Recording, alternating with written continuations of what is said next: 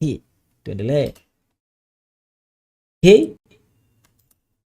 mbona katika setup kali sana hii, nimeipenda noma sana. Bonge moja la setup hili, bonge moja la setup, top setup. Yani pale anaendelea kufanya mambo yake. So video iko too simple, but unaweza ukaidharau, lakini inawezekana ikawa imecost a lot kwa sababu watu wamesafiri.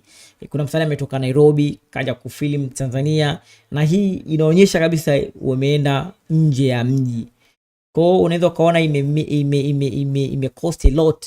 Hizo setup itakuwa imemiss a lot. Kwa hiyo Dula Makabila akisema 10 million kwenye hii videos muelewe.